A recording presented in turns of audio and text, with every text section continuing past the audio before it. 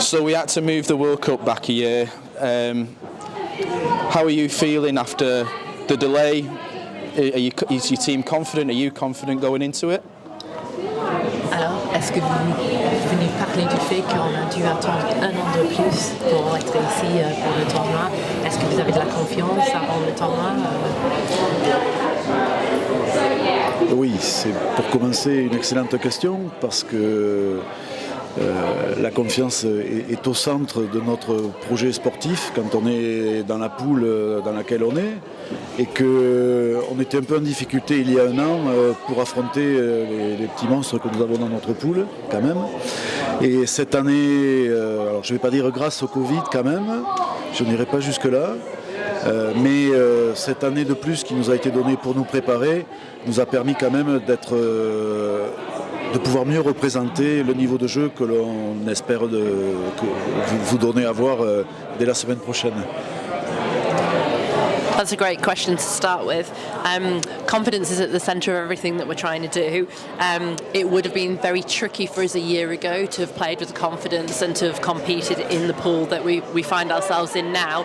I'm not going to go as far as saying thanks to COVID, but certainly thanks to having an extra year to prepare, we're in a much better position to play in the World Cup.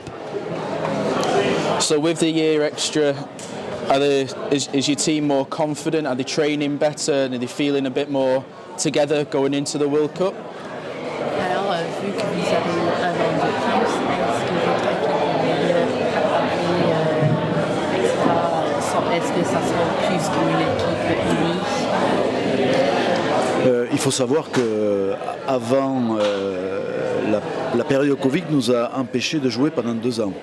C'est-à-dire il n'y a pas eu de contact, il n'y a pas eu d'entraînement. Les clubs se sont arrêtés de vivre en France pendant 2 ans. Ce n'étaient pas des clubs professionnels, ce n'étaient pas des joueuses qui étaient recensées sur les listings de haut niveau du ministère des Sports. Donc les autorisations pour jouer se sont arrêtées. À partir de là, il a fallu en 6 mois, l'année dernière, se préparer pour une Coupe du Monde qui, heureusement, a été décalée. Quelle était la question du début ? Si l'équipe est là, plus unie. Oui.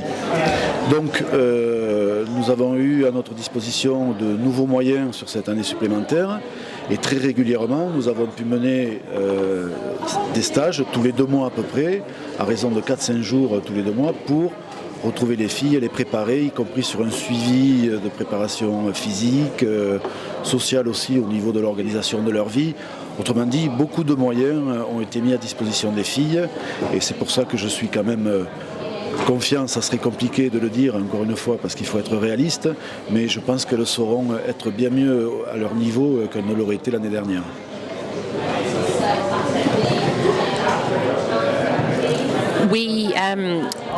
Just to put this in context, COVID hit rugby league really hard in France in that for 2 years and there was absolutely no training, no matches, no fixtures took place unless for a handful of players that were on the French ministry's high performance list. All the other players were not able to play at all. So had the tournament been last year, we only had a 6-month window in which to prepare. So I'm happy that the tournament's been pushed back. In this past year, we've had a lot more means available to us to be able to get the players into camp together. So every 2 months we've had 4 or 5 days together to train, but also to be together as a team. And certainly, without saying that I'm confident, I can certainly say that we're in a much better position now. We've got to be realistic about our chances, but we're in a much better position now than we would have been had the tournament taken place last year. How important will this be, this World Cup, the biggest World Cup that we've had? How important will that be for the younger generation back home to see the women's team playing against the likes of Australia, New Zealand, England? Alors le tournoi-là, ça va être la Coupe du Monde de rugby à 13, la plus grande qu'on a jamais eue. Alors, est-ce que vous pouvez nous parler de l'importance pour les jeunes filles de voir la France jouer contre les équipes comme l'Australie, Nouvelle-Zélande, Angleterre? Le monde de tous les rugby connaît les performances des équipes australiennes, néo-zélandaises. Voilà, c'est une culture très spécifique dans le monde du rugby à 13. Je pense que c'est le rugby à 13 qui a tiré le monde professionnel des rugby vers le haut, à travers les méthodes de jeu, à travers la préparation, la structuration professionnelle, tout le système professionnel. L'Australie a été la première à le mettre en place et à tirer tout le rugby vers le haut. Donc cette poule est d'autant plus sensationnelle qu'elle a l'Australie, la Nouvelle-Zélande et les États-Unis qui ne sont pas non plus les derniers en reste pour être de haut niveau. Donc c'est quand même une belle poule. Et en plus, c'est une compétition qui va être retransmise en France sur des chaînes gratuites, sur des chaînes payantes aussi, mais que toute la population française va pouvoir voir. Donc c'est un outil de développement pour nous, pour surtout impliquer de nouvelles jeunes filles dans un projet fédéral qui va nous conduire aussi à partir de cette Coupe du Monde vers 2025 en France. Autrement dit, c'est un intérêt pour nous d'être à la fois ici et pouvoir intéresser de jeunes générations pour construire une nouvelle équipe pour 2025. Certaines joueuses vont arrêter, elles sont en fin de carrière.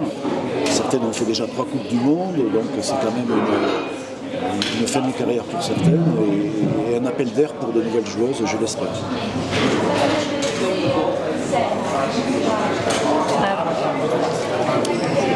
It's great for people back at home to see our team playing against the likes of Australia and New Zealand.